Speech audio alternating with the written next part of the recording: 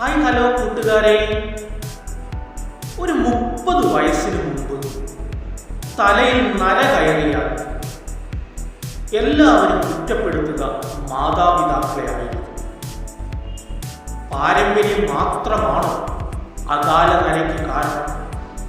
അല്ല പ്രിയപ്പെട്ടവരെ, പോഷകാഹാരത്തിൻ്റെ കുറവും അധിക സമ്മർദ്ദവുമാണ് അകാല നരയ്ക്ക് കാരണമാകുന്നത്.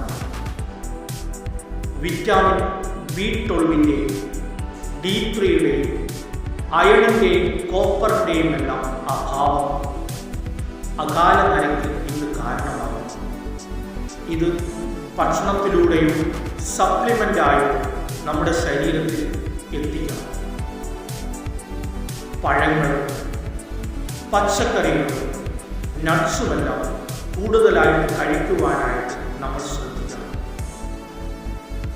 സമൃദ്ധമായ പോഷകാഹാരം കഴിക്കും, സമ്മർദ്ദം ഒഴിവാക്കും, അകാല നരയെ പ്രതിരോധിക്കും.